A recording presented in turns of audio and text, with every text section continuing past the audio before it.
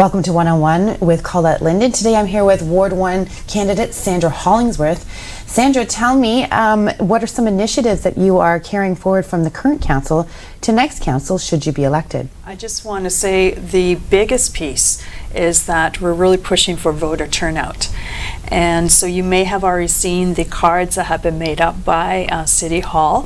They're kind of like a greenish turquoise to remind people to get out and vote. That's a great point. So I'm hoping that all candidates will pass these out as they're knocking on doors. That's a great point, Sandra, and thank you for opening with that. I have talked to a couple other candidates about how we want to engage more voters, especially the younger demographics, 18 to 30. Yeah. The numbers weren't there, and not just here in Sault Ste. Marie. It's provincial. Right. So. And the other piece too is the bonus, the positive side is we have a lot of new people that have moved back to Sault Ste. Marie or have moved here for the first time, and some are still in the transition and they may not know exactly where to vote. So having these cards and making sure that they understand how to get in contact with City Hall to make sure they're on the voters list and where to go is important as well. Good point, Sandra. Thanks for bringing that up. Appreciate it. Yeah. Okay, so back to the City Hall question. I apologize. That's a great point. Yeah. So tell me some issues that you worked on at City Hall in the last 4 years that you're most proud of. Maybe something that you didn't quite see the way you wanted it to be. This is your time to share that with us. Okay, great. Thank you for the opportunity. There are many different initiatives I started, and of course I still want to continue on with. The biggest piece is infrastructure and roads. I know everyone has heard this over and over again. However, if you go back into the minutes of council and just basically dig into it, you can see that I have been the main champion along with my ward mate, Councillor Paul Christian. We have been really pushing for roads, and again, it's not just resurfacing, it's the underneath. Underground infrastructure. Correct. Absolutely. Correct. And what surprised me is that you would think that houses, developments that were built in the 60s and 70s is not that old. But back in then, the infrastructure has shown more problems and more issues, and so I want to dive further into finding solutions for that. Just recently at our recent council meeting, we had the asset plan. Say that too. What about your asset management plans? You got it. Just had to tip them right down. Yeah, I'm reading your mind. That just came back to council as a report, and we have our new engineer. When I say engineer, Carl Revenue, he's moved up, and I asked the question, it's like, great, we have all this information now, what are we going to do with it? And so basically now we have to look at the next 5 years and take this information. And again, when you look at all the different budgets that we have passed, I was really the only one that say, hey, let's put more money into roads. And our council a year ago at the last budget meeting have finally realized that, and we have started to put more money towards it. But from day one, I've been pushing for putting more money towards the infrastructure. And that's not just roads, it's even waste management, it's your sewers and so forth. Sewer, water mains and culverts and all this fun stuff. Yeah. And also I know with the asset management plan, just so everybody's more transparent on that, it's just asset management plan is just taking stock of what we have in the city, when the last time it was maintained and what was happened, and then how to move forward with that and to come up with a plan using your asset management data. So that's basically what the asset management plan is discussing, correct? Exactly. Okay, great. Exactly. And another thing too, I know I hear a lot about more band-aids over the potholes and stuff. We can't keep doing that because every winter, and this is going to be my 4th winter coming up being in Sault. Proud of that. It seems to be an ongoing issue every year. So an increased budget of that line item, line item, would be excellent for the city, for sure. Exactly. And as you alluded to, is it's also bridges. It's also basically runoff and so forth, aqueducts and et cetera, et cetera. So there's a whole gamut that is involved with the infrastructure. And buildings as well. Well, thanks for championing all that cause, because it is a big issue in the city, and I appreciate the work that you have done on that, and hopefully that continues. And thank you. So tell me, what this platform? What is there anything different from this platform, from this campaign, as per your 4 years ago? Well, basically, I still believe and will continue on homelessness. my largest piece is drug addiction. And because I have a family member that's very close to me that have had challenges. And this individual had to go outside Sault Ste. Marie many years ago for treatment. I'm happy that we are now seeing the withdrawal management piece being built here in Sault Ste. Marie. Again, we don't have enough beds, however, it's a start. But the biggest piece that really bothers me is that, yes, it's a withdrawal center. Wonderful. But what we're still lacking is the secondary piece. A person goes through the withdrawal, and then what? And yes, there are programs out there, there's day programs that are available, but how do we help them get to that program?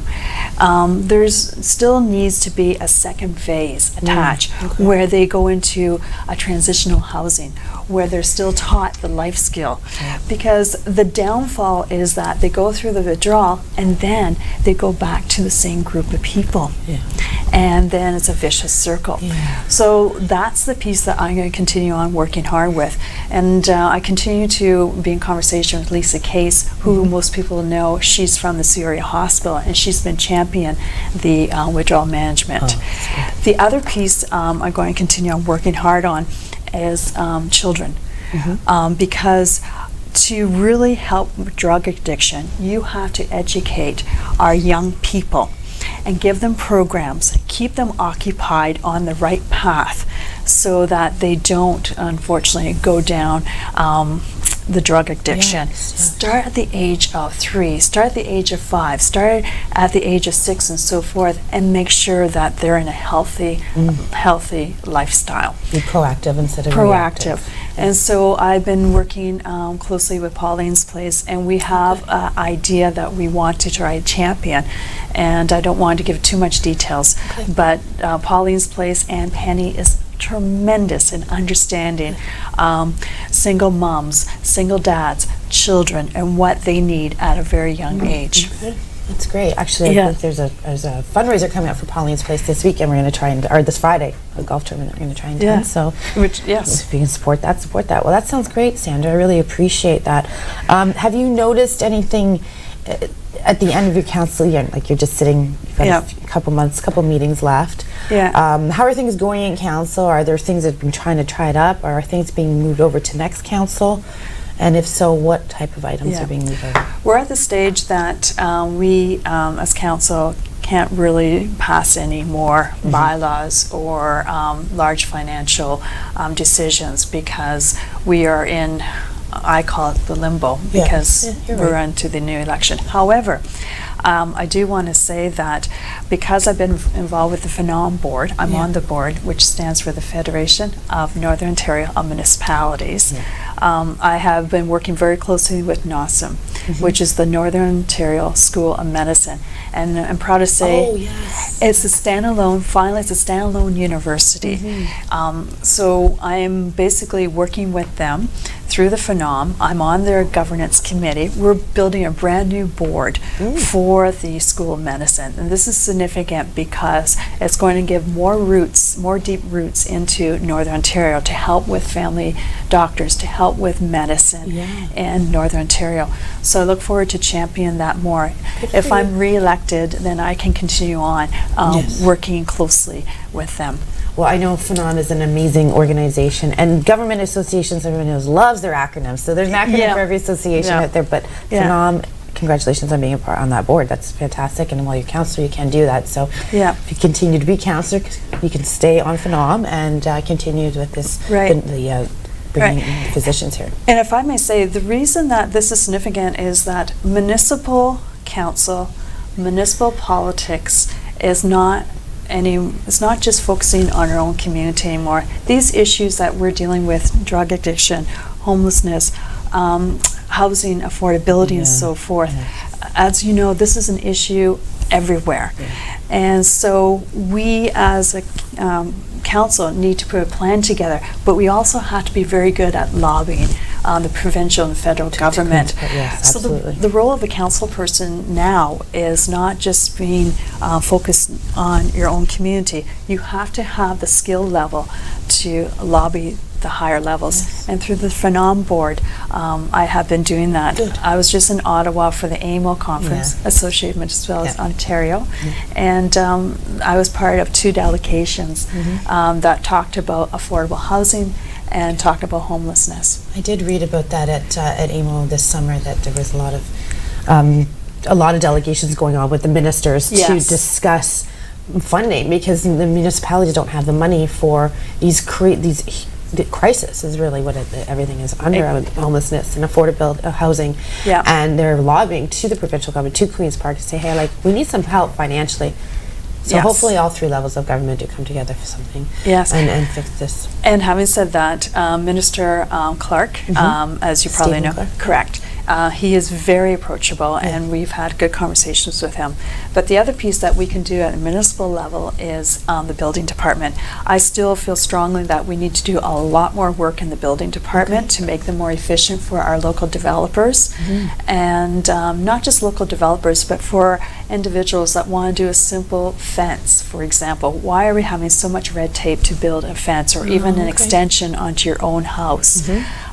Building permits are so backlogged, and I know that we have made some improvements, but we still have a lot of work to do in that. The reason I'm bringing it up is because our local developers are important to help build affordable housing. But if our building department is still creating some barriers, how can our local developers go out and build the affordable housing? The other piece too that we need to look into, and we will, if I'm successful the next council, is to look at the 30%. As you know, we were talking about, should a developer automatically put 30% of their development for affordable housing? And so should it be 30%, should it be 40%, should it be 20%, should it be based on volume, should it be based on population? All these different factors need to be looked at closer. And so this is a big piece that I want to dive into further as soon as council resumes, if I am successful. Well, Sandra, I don't, great job. Thank you very much. I'm kind of speechless at all the many events and many things that you've taken on as councillor in the last 4 years, especially being part of a board. I mean, that is a very big, it's a big deal. And congratulations on that, especially being female in politics as well.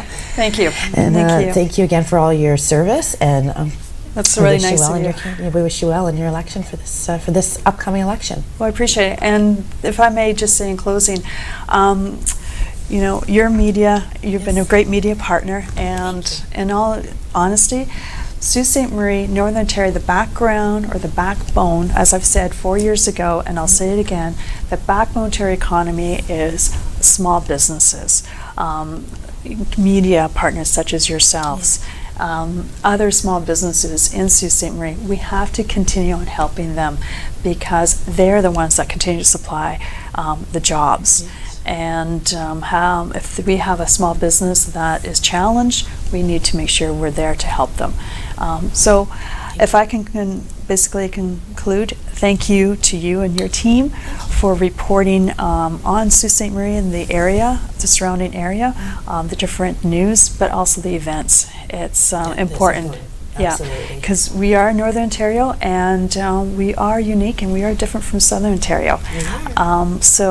And I know, thank you for moving here a couple years ago. I was saying that to someone. I didn't even know it was past Barrie for many years. I will admit it. And then made the trip, and I won't go back to Southern Ontario. I'm staying in Northern Ontario. I love it here. So. And we've had a lot of new people that have moved back and have moved here. So now we need to focus on how do we keep these individuals here, and the different great cultures, wonderful. And we have the immigration program that have been trying to create some comfort. And let's keep on working on that. Oh, lots of stuff. Busy lady. Well, congratulations again. Good luck on your run for. Councillor again this year, and that's all the time we have today for One-on-One with Colette Linden. Have a great day.